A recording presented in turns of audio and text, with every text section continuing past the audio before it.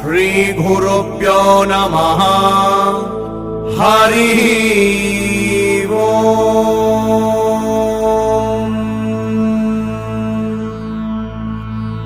ಶ್ರೀಮದ್ ಆನಂದ ತೀರ್ಥ ಭಗವತ್ಪಾದ ಮಧ್ವಾಚಾರ್ಯ ವಿರಚಿತ ದ್ವಾದಶ ಸ್ತೋತ್ರಂ.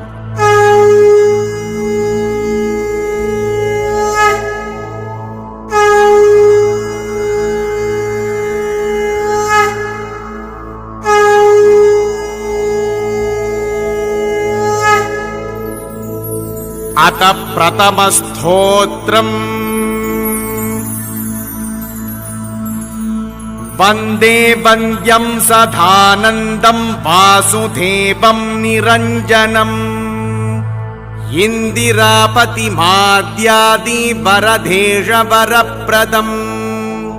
ನಮಾಮಿ ನಿಖಿಲಾದೀಶ ಕಿರೀಟ ಕೃಷ್ಟಪೀಠವತ್ ಹೃತ್ತಮಶ್ರಮನೇರ್ಕಾಭಂ ಶ್ರೀಪತೆ ಪಾದಪಂಕಜಂ ಜಾಂಬೂನದಾಂಬರಾಧಾರಂ ನಿತಂಬಂ ಚಿಂತ್ಯಮೀಷಿತುಃ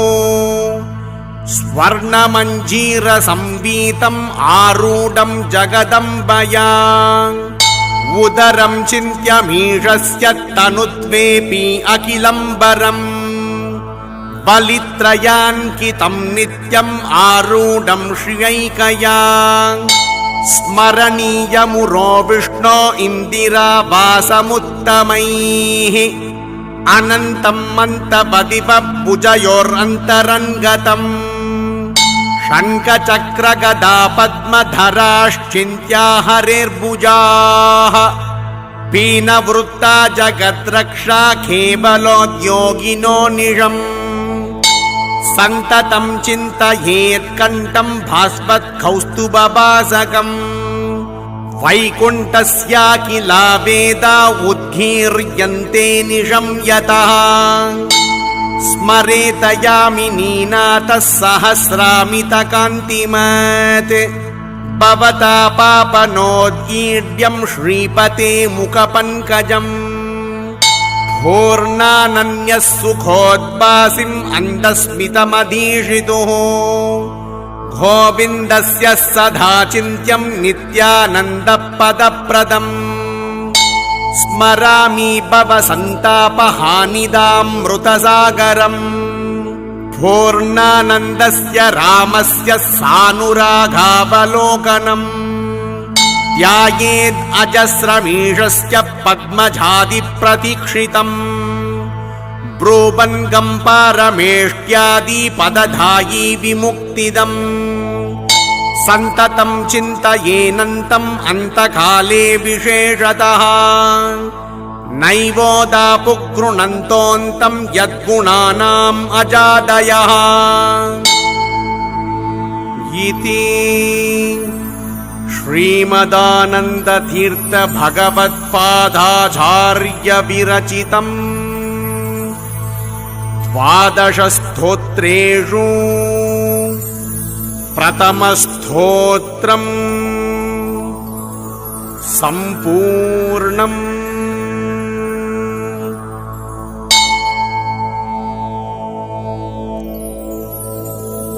ಅತ ದ್ವಿತೀಯ ಸ್ತೋತ್ರಂ ಸ್ವಜನೋದತಿ ಸಮೃದ್ಧಿ ಪೂರ್ಣಚಂದ್ರೋ ಗುಣರ್ನವಃ ಅಮಂದಾನಂದ ಸಾಂದ್ರೋ ನಃ ಸದಾ ವ್ಯಾತ್ ಇಂದಿರಾಪತಿಃ ರಮಾ ಚಕೋರಿ ವಿಧವೇ ದುಷ್ಟದರ್ಪೋದವಹ್ನಯೇ ಸತ್ಪಾಂತಜನಗೇಹಾಯ ನಮೋ ನಾರಾಯಣಾಯ ತೇ ಚಿದಚಿದ್ವೇದಮಖಿಲಂ ವಿದಾಯಾದಾಯ ಭುಂಜತೆ ಅವ್ಯಾಕೃತಗೃಹಸ್ಥಾಯ ರಮಾ ಪ್ರಣಯಿನೇ ನಮಃ ಅಮಂದಗುಣಸಾರೋಪಿ ಮಂದಹಾಸೇನ ವೀಕ್ಷಿತಃ ನಿತ್ಯಮಿಂದಿರಯಾನಂದ ಸಾಂದ್ರೋ ಯೋ ನೌಮಿತಂ ಹರಿಂ ವಶೀ ವಶೋ ನ ಕಸ್ಯಾಪಿ ಯೋಜಿತೋ ವಿಜಿತಾಖಿಲಃ ಸರ್ವಕರ್ತಾ ನ ಕ್ರಿಯತೆ ತಂ ನಮಾಮಿ ರಮಾಪತಿಂ ಅಗುಣಾಯ ಗುಣೋದ್ರೇಕ ಸ್ವರೂಪಾಯಾಧಿಕಾರಿಣೇ विदारितारि संगाय वासुदेवाय ते नमः। आदिदेवाय देवानां पतये सादितारये अनाद्यज्ञानपराय नमः पारावराश्रय अजाय जनयित्रेस्य विजिताखिल दानव अजादिपूज्य पादाय नमस्ते गरुडध्वज इन्दिरामन्दसान्द्राज्ञ कटाक्ष प्रेक्षितात्मने अस्मदिष्टैककार्याय पूर्णाय हरये नमः। इति श्रीमदानन्दतीर्थ भगवत्पादाचार्य विरचितम् द्वादशस्तोत्रेषु द्वितीयस्तोत्रम् सम्पूर्णम्।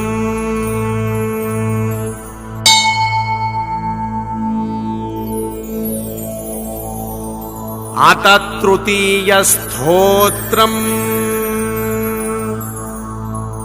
कुरु पुंष्व च कर्म निजं नियतं हरिपाद विनम्रधिया सततम् हरिरेव परो हरिरेव गुरुर्हरिरेव जगत्पितृमातृगति न ततोऽस्त्य परं जगतीड्यतमं परमात्परतः पुरुषोत्तमत तदलं बहुलोकविचिन्तनया प्रवणं कुरु मानसमीशपदे यततोऽपि हरे पदसंस्मरणे सकलं ह्यगमाशु लयं व्रजति स्मरतस्तु विमुक्तिपदं परमस्फुटमेष्यति तत्किमपाक्रियते शृणुतामलसत्यवच परमं शपथेरितमुच्छ्रितबाहुयुगम्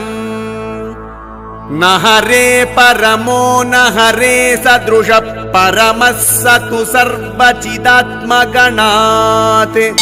यदि नाम परो न भवेत् स हरि कथमस्य वशे जगदेतदभूत् यदि नाम न तस्य वशे सकलं कथमेव तु नित्यसुखं न भवेत्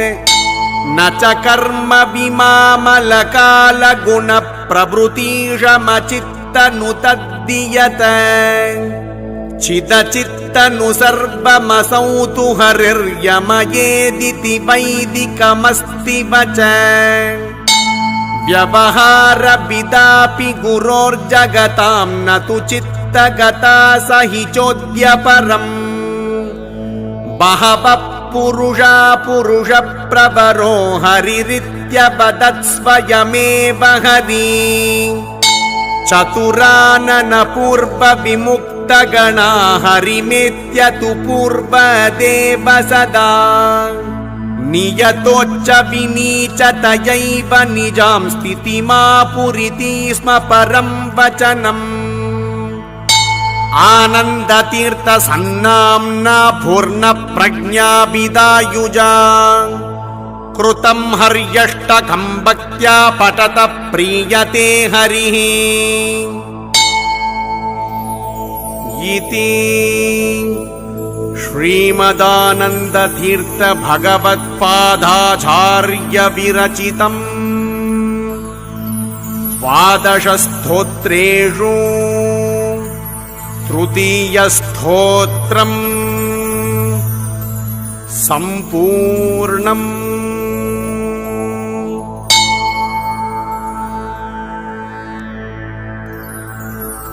अथ चतुर्थस्तोत्रम् निजपूर्णसुखामितबोधतनु परशक्तिरनन्तगुणपरम अजरामरणः सकलार्तिहरः कमलापतिरेड्यतमोऽवतु न यदसुक्तिगतोऽपि हरिः सुखवान् सुखरूपिणमाहुरतो निगमा स्वमति प्रभवं जगदस्य यतः परबोधतनुञ्च ततः कपतिम् बहुचित्र जगद्बहुदारकरणात् परशक्तिरनन्त गुणः परम सुखरूपममुष्य पदं परमं स्मरतस्तु भविष्यति तत्सततम् स्मरणे हि परेषितुरस्य विभोर्मलिनानि मनांसि कुतः करणम् विमलं हि पदं परमं स्वरतं तरुणार्कसवर्णमजस्य हरे विमलै श्रुतिशाननिशाततमै सुमनोऽसि विराशु निहत्य दृढम् बलिनं निजवैरिणमात्मतमोऽभिदमीशमनन्तमुपस्पहरिम् स हि विश्वसृजो विभुशम्बुपुरन्दरसूर्यमुखानपरानमरान् सृजतीर्यतमोपतिहन्ति निजं पदमापयति प्रणतान् स्वदीयान् परमोऽपि रमेशितुरस्य समो न हि कश्चिदबुन्न भविष्यति च क्वचिदद्यतनोऽपि न पूर्ण सदा गणितेऽद्य गुणानुभवैकतनो इति देवतरस्य हरेस्तवनं कृतवान् मुनिरुत्तममादरत सुखतीर्थपदाभिहितः पठतस्तदिदं भवति ध्रुवमुच्च सुखम् इति श्रीमदानन्दतीर्थ भगवत्पादाचार्य विरचितम् द्वादशस्तोत्रेषु चतुर्थस्तोत्रम् सम्पूर्णम्।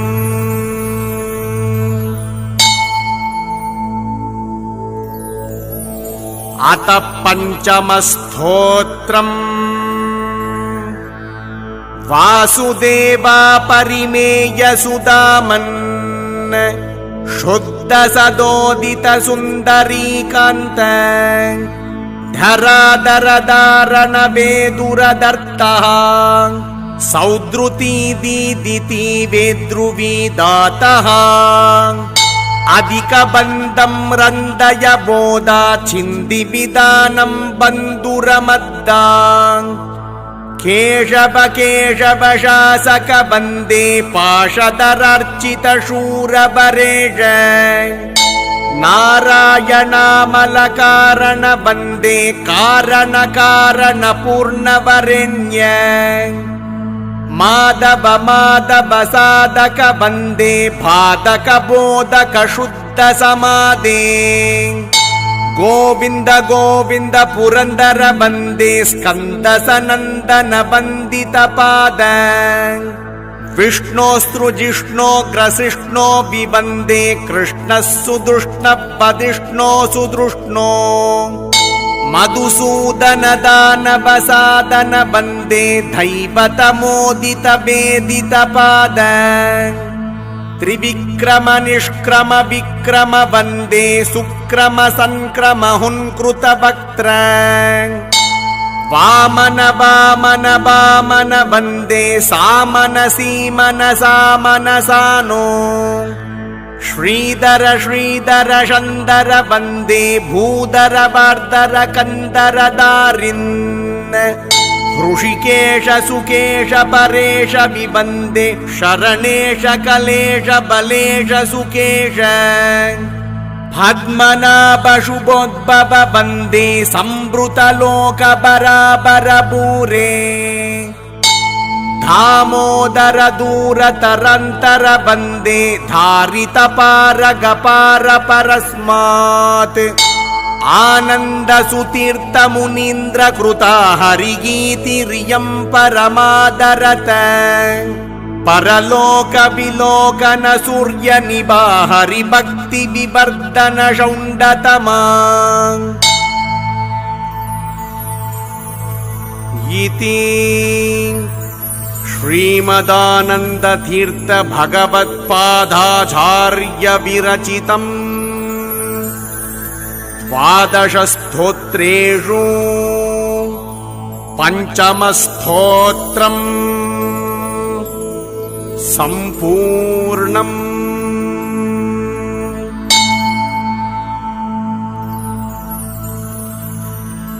अतः षष्ठस्तोत्रम् देवकीनन्दन नन्दकुमार वृन्दावनाञ्चन गोकुलचन्द्र खण्डपलाशन सुन्दर रूप नन्दित गोकुल वन्दित पाद इन्द्रसुताबक नन्दन हस्त चन्दन चर्चित सुन्दरीनाथ इंदीवरोदर दल नयन मंदरदारिन् गोविंद वन्दे चन्द्रशतानन कुन्द सुहास नन्दित दैवतानन्द सुपूर्ण मत्स्यकरूपलयोद विहारिन् वेद विनेतृ चतुर्मुख वन्द्य कूर्मस्वरूपक मन्दरदारिन् लोकविदारक देववरेण्य सूकर रूपक दानव शत्रो भूमि विदारक यज्ञवरान्ग देव नृसिंह हिरण्यकशत्रो सर्वभयन्तक दैवत बन्धो वामन वामन मानव वेष दैत्यवरान्तक कारण रूप राम भृगुद्वह सूर्जित दीप्ते क्षत्रकुलान्तक शम्भुवरेण्य राघव राघव राक्षस शत्रो मारुति वल्लभ जानकीकान्त देवकी नन्दन सुन्दर रूप रुक्मिणी वल्लभ पाण्डव बन्धो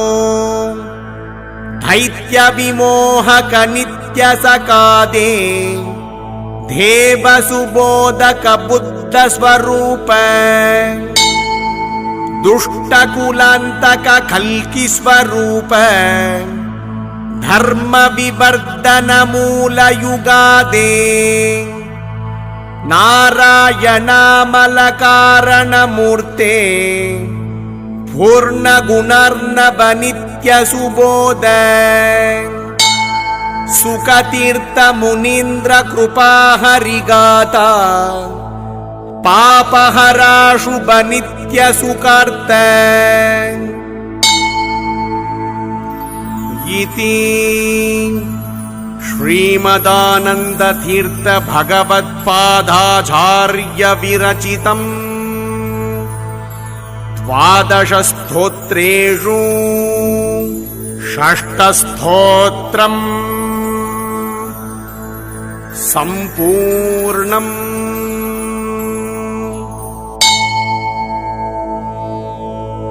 अतः सप्तमस्तोत्रम् विश्वस्थिति प्रलय सर्ग महाविभूति वृत्ति प्रकाश नियमावृत्ति बन्ध मोक्षाः यस्या अपान्गलव मात्रत ऊर्जिता सा श्रीयत्कटाक्ष बलवत्यजितं नमामि।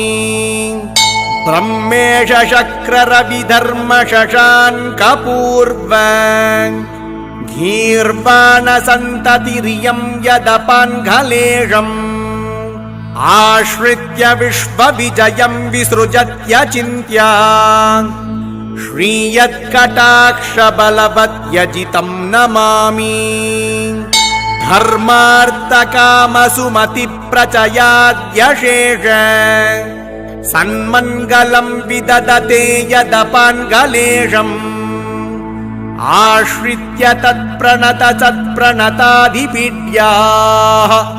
श्रीयत्कटाक्षबलवत्यजितं नमामि षड्वर्गनिग्रहनिरस्तसमस्तदोषा ध्यायन्ति विष्णुमृषुयो यदपान्गलेशम् आश्रित्य यानपि समेत्य न याति दुःखम् श्रीयत्कटाक्षबलवत्यजितं नमामि शेषा हि वैरिशिवशक्रमनुप्रदान छित्रोरुकर्मरचनं यदपान्गलेशम्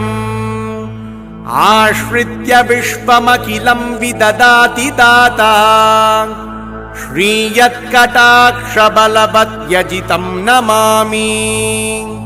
शक्रोग्रदीदिति हिमाकरसूर्यसूनु पूर्वं निहत्य निखिलं यदपान्गलेशम् आश्रित्य नृत्यति शिवप्रकटोरुशक्तिः श्रीयत्कटाक्षबलवत्यजितं नमामि तत्पादपङ्कजमहासनतामवाप सर्वादिवन्द्यचरणो यदपान्गलेशम् आश्रित्य नागपतिरन्यसुरैर्दुरापाम्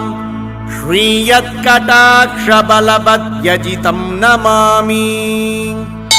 नागारिरुग्रबलपौरुष आपविष्णु वाहत्वमुत्तमजवो यदपान्गलेशम् आश्रित्य शक्रमुखदेवगणैरचिन्त्यम् श्रीयत्कटाक्षबलवत्यजितं नमामि आनन्दतीर्थमुनिसन्मुखपङ्कजोक्तम् साक्षात् रमाहरिमनप्रियमुत्तमार्तम् भक्त्या पठत्यजितमात्मनि सन्निधाय यः स्तोत्रमेतभियाति तयोरभीष्टम् इति श्रीमदानन्दतीर्थ भगवत्पादाचार्य विरचितम् द्वादशस्तोत्रेषु सप्तमस्तोत्रम् सम्पूर्णम्।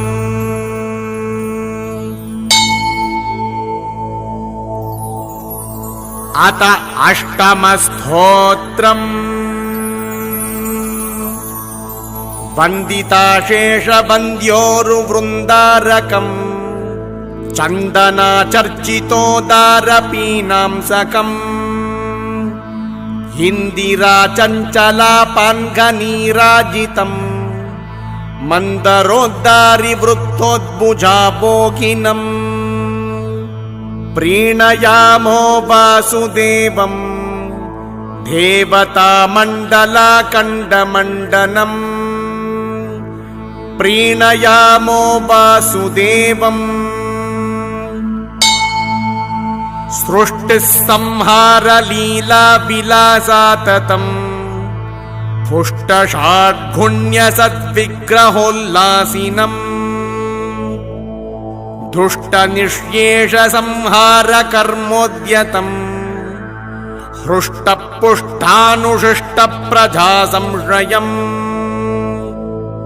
प्रीणयामो वासुदेवम् देवतामण्डलाखण्डमण्डनम् प्रीणयामो वासुदेवम् उन्नतप्रार्थिताशेषसंसाधकम् सन्नतालौकिकानन्ददश्रीपदम् भिन्नकर्माशयप्राणिसम्प्रेरकन्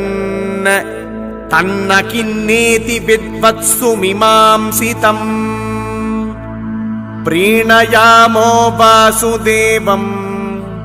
देवतामण्डलाखण्डमण्डनम् प्रीणयामो वासुदेवम् विप्रमुख्यै सदा वेदवादोन्मुखैः सुप्रतापैः क्षीतिशेश्वरैश्चार्चितम् अप्रतर्क्योरुसंविद्गुणम् निर्मलम् सप्रकाशाजरानन्दरूपम् परम्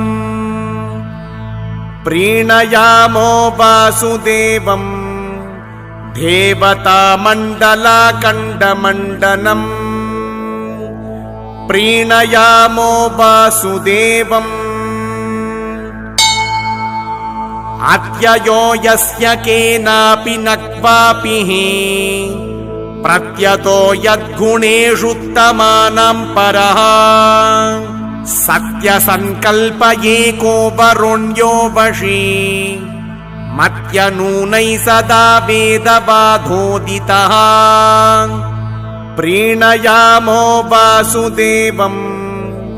देवतामण्डलाखण्डमण्डनम् प्रीणयामो वासुदेवम् पश्यतां दुःखसन्ताननिर्मूलनम् दृश्यतामित्यजेषार्चितम् नश्यतां दूरगम् सर्वदाप्यात्मगम् पश्यतां स्वेच्छया सज्जनेष्वागतम् प्रीणयामो वासुदेवम् देवतामण्डलाखण्डमण्डनम् प्रीणयामो वासुदेवम् अग्रजं यः ससर्जाजमग्र्याकृतिम् विग्रहो यस्य सर्वे गुणा एव हि उग्र आद्योऽपि यस्यात्मजाग्र्यात्मजः सद्गृहीतः सदा यः परं दैवतम् प्रीणयामो वासुदेवम् देवतामण्डलाखण्डमण्डनम् प्रीणयामो वासुदेवम् अच्युतो यो गुणैर्नित्यमेवाखिलैः प्रच्युतो शेषदोषैः सदा पूर्तितः उच्यते सर्ववेदोरुपादैर्रज स्वर्जितो ब्रह्मरुद्रेन्द्रपूर्वैः सदा प्रीणयामो वासुदेवम् देवतामण्डलाखण्डमण्डनम् प्रीणयामो वासुदेवम् धार्यते येन विश्वं सदा जादिकम् पार्यते शेषदुःखं निजध्यायिनाम् पार्यते सर्वमन्यैर्न यत्पार्यते कार्यते चाखिलं सर्वभूतैः सदा प्रीणयामो वासुदेवम् देवतामण्डलाखण्डमण्डनम् प्रीणयामो वासुदेवम् सर्वपापानि यत्संस्मृते संशय सर्वदा यान्ति भक्त्या विशुद्धात्मनाम् शर्वगुर्वादिघिर्वाणसंस्थानदः कुर्वते कर्म यत्प्रीतये सज्जनाः प्रीणयामो वासुदेवम् देवतामण्डलाखण्डमण्डनम् प्रीणयामो वासुदेवम् अक्षयं कर्म यस्मिन् परे स्वर्पितम् प्रक्षयं यान्ति दुःखानि ह्यन्नामत अक्षरो योजरः सर्वदैवामृतः कुक्षिगं यस्य विश्वं सदा जादिकम् प्रीणयामो वासुदेवम् देवतामण्डलाखण्डमण्डनम् प्रीणयामो वासुदेवम् ನಂದಿತೀರ್ಥೋರು ಸನ್ನಾಮಿನೋ ನಂದಿನಃ ಸಂದದಾನ ಸದಾನಂದದೇವೇ ಮತಿಂ ಮಂದಹಾಸಾರುಣಾಪನ್ಗದತ್ತೋನ್ನತಿಂ ವಂದಿತಾಶೇಷದೇವಾದಿವೃಂದಂ ಸದಾ ಪ್ರೀಣಯಾಮೋ ವಾಸುದೇವಂ ದೇವತಾಮಂಡಲಖಂಡಮಂಡನಂ ಪ್ರೀಣಯಾಮೋ ವಾಸುದೇವಂ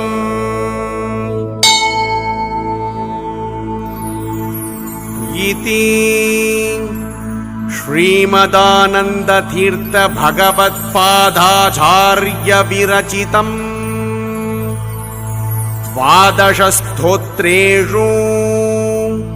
ಅಷ್ಟಮಸ್ತೋತ್ರಂ ಸಂಪೂರ್ಣಂ.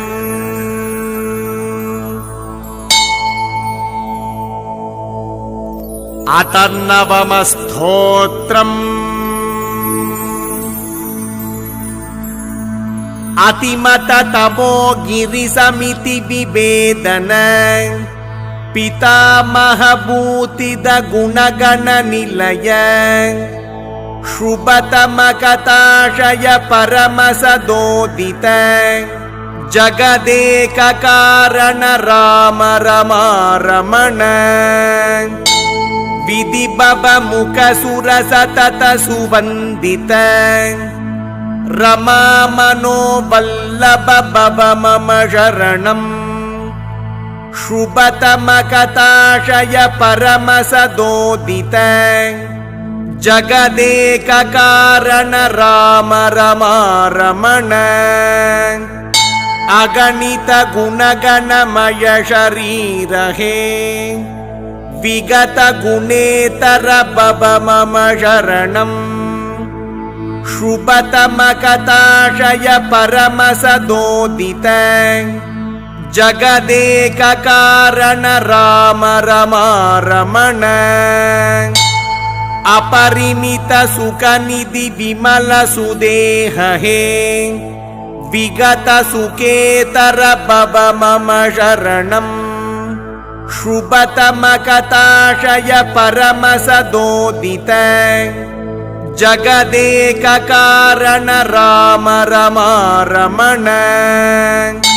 ಪ್ರಚಲಿತ ಲಯ ಜಲ ವಿಹರಣ ಶಾಶ್ವತ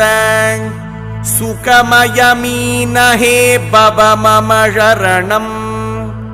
ಶುಭತಮ ಕಥಾಶಯ ಪರಮ ಸದೋದಿತ ಜಗದೇಕ ಕಾರಣ ರಾಮ ರಮಾರಮಣ ಸುರದಿತಿ ಜಸುಬಲ ವಿಲುಲಿತ ಮಂದರ ದರಪರ ಕೂರ್ಮ ಹೇ ಭವ ಮಮ ಶರಣಂ ಶುಭತಮ ಕಥಾಶಯ ಪರಮ ಸದೋದಿತ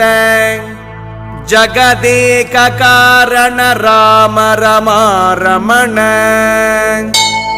ಸಗಿರಿವರದರ ತಲವಹ ಸುಸೂಕರ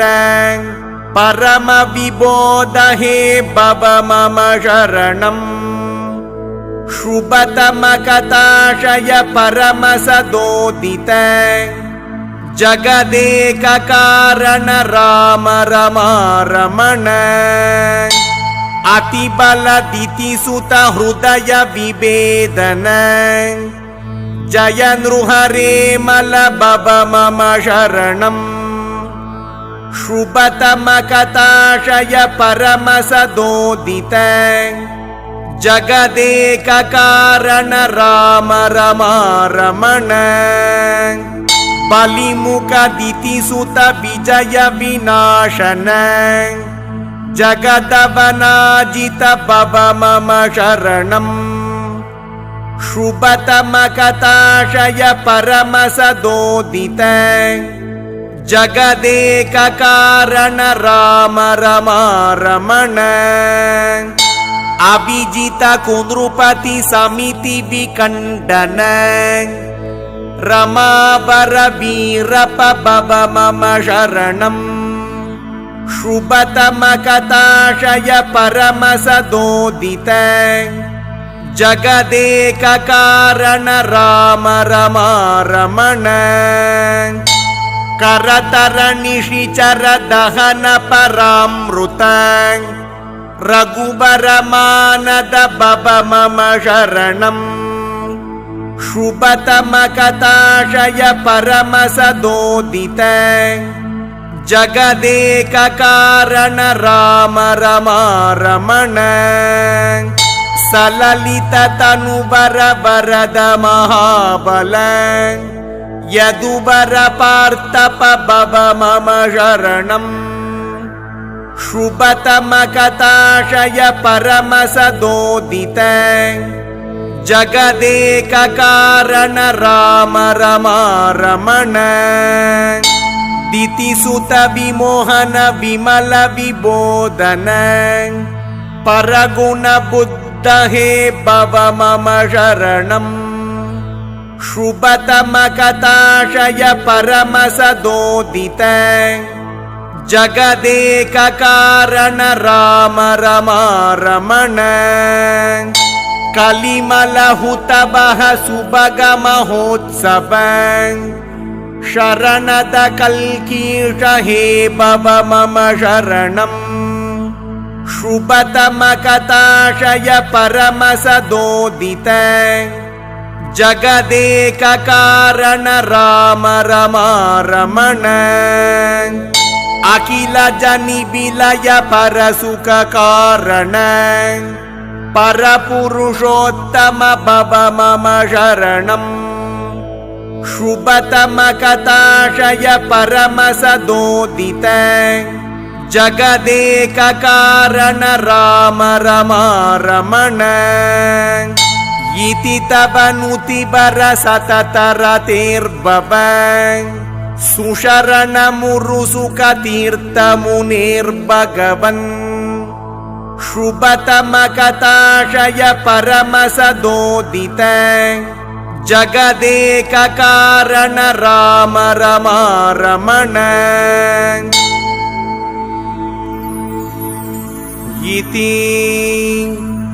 ಶ್ರೀಮದಾನಂದ ತೀರ್ಥ ಭಗವತ್ಪಾದಾಚಾರ್ಯ ವಿರಚಿತಂ ದ್ವಾದಶ ಸ್ತೋತ್ರೇಷು ನವಮ ಸ್ತೋತ್ರಂ ಸಂಪೂರ್ಣಂ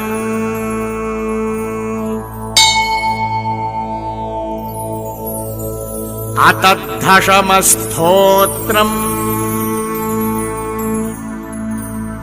ಅವನ ಶ್ರೀಪತಿರ್ ಅಪ್ರತಿರಧಿಕೇಶಾದಿ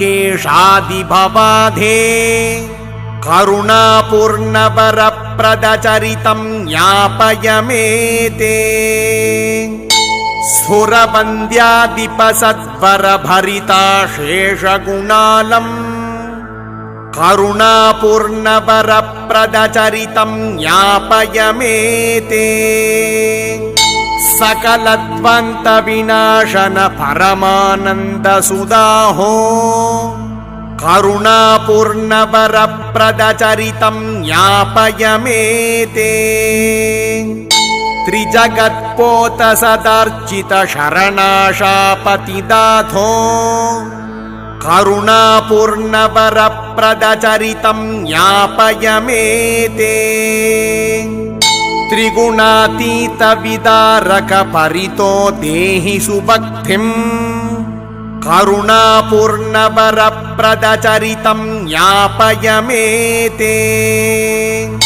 ಶರಣಂ ಕಾರಣಾಭಾವನ ಭವಮೇತಾತ ಸದಾಲಂ ಕರುಣಾಪೂರ್ಣವರ ಪ್ರದಚರಿತಂ ಜ್ಞಾಪಯಮೇತೆ ಮರಣ ಪ್ರಾಣದ ಪಾಲಕ ಜಗದೀಶ ವಸುಭಕ್ತಿಂ ಕರುಣಾಪೂರ್ಣವರ ಪ್ರದಚರಿತಂ ಜ್ಞಾಪಯಮೇತೆ ತರುಣಾದಿತ್ಯ ಸವರ್ಣಕ ಚರಣಾಬ್ಜಾಮಲ ಕೀರ್ಥೇ ಕರುಣಾಪೂರ್ಣವರ ಪ್ರದಚರಿತಂ ಜ್ಞಾಪಯಮೇತೆ ಸಲಿಲ ಪ್ರೋಕ್ತಸ್ಸರಾಗ ಕಮಣಿ ವರ್ಣೋಚ್ಚನಕಾಧೇ करुणापूर्णवरप्रदचरितं ज्ञापय मे ते कचतूणी निबपावन वरजन्घामितशक्ते करुणापूर्णवरप्रदचरितं ज्ञापय मे ते इव हस्तपरमशोभन परमोरुस्तरमाले करुणापूर्णवरप्रदचरितं ज्ञापय मे ते असनोत्पुल्लसुपुष्पकसमवर्णाभरणान्ते करुणापूर्णवरप्रदचरितं ज्ञापय मे ते शतमोदोद्भवसुन्दरि वरपद्मोत्थितनाभे करुणापूर्णवरप्रदचरितं ज्ञापय मे ते जगदागूहकपल्लवसमकुक्षे शरणाधे करुणापूर्णवरप्रदचरितं ज्ञापय मे ते जगदम्बामलसुन्दरगृहवक्षोभरयोगिन् करुणापूर्णवरप्रदचरितं ज्ञापय मे ते दितिजान्तप्रदचक्रधरघटायुग्वरबाहो करुणापूर्णवरप्रदचरितं ज्ञापय मे ते परमज्ञानमहानिधिवदन श्रीरमणेन्दो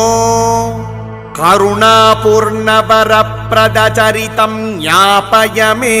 ते निखिलागौगविनाशन परसौख्यप्रददृष्टे करुणापूर्णवरप्रदचरितं ज्ञापय मे ते परमानन्दसुतीर्थमुनिराजो हरिगाथां कृतवान् नित्यसुपूर्णपरमानन्दपदैषिन् इति श्रीमदानन्दतीर्थ भगवत्पादाचार्य विरचितम् द्वादशस्तोत्रेषु दशमस्तोत्रम् सम्पूर्णम्।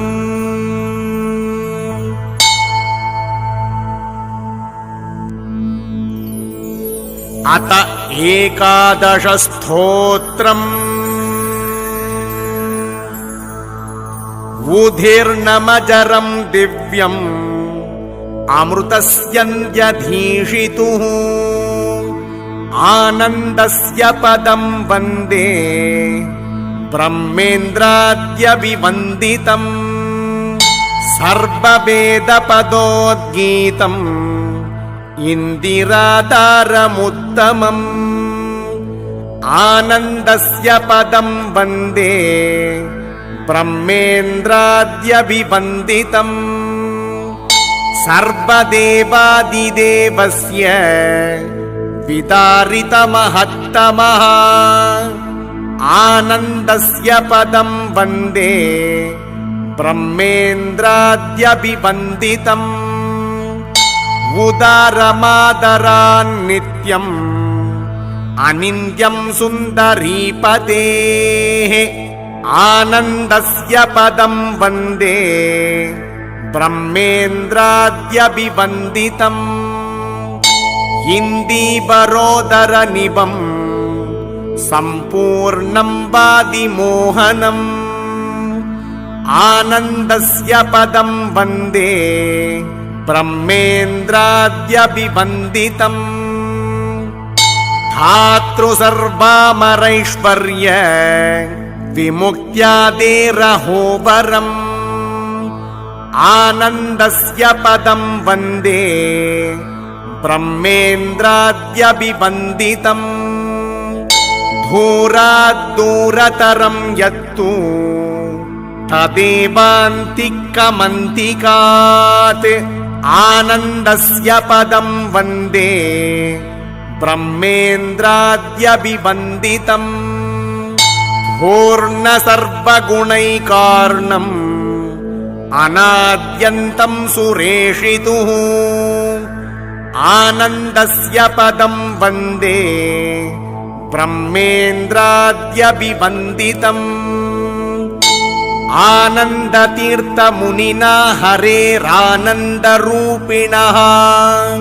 कृतस्तोत्रमिदं पठन्नानन्दमाप्नुयात्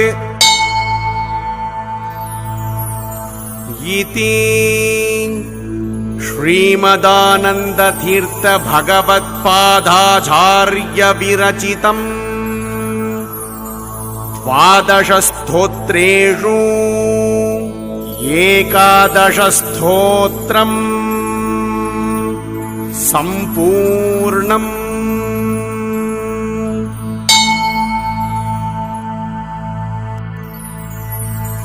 अथ 12 स्तोत्रम् आनन्दमुकुन्द अरविन्दनयन आनन्दतीर्थपरानन्दवरद सुन्दरी मन्दिर गोविन्द वन्दे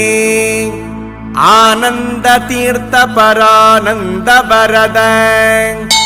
चन्द्रसुरेन्द्र सुवन्दित वन्दे आनन्दतीर्थपरानन्दवरद चन्द्रकमन्दिर नन्दक वन्दे आनन्दतीर्थपरानन्दवरद वृन्दारक वृन्द सुवन्दित वन्दे आनन्दतीर्थपरानन्दवरद मन्दारसून सुचर्चित वन्दे आनन्दतीर्थपरानन्दवरद इन्दिरानन्दक सुन्दर वन्दे आनन्दतीर्थपरानन्दवरद मन्दिरस्यन्दन स्यन्दक वन्दे आनन्दतीर्थपरानन्दवरद आनन्दचन्द्रिकास्यन्दक वन्दे आनन्दतीर्थपरानन्दवरद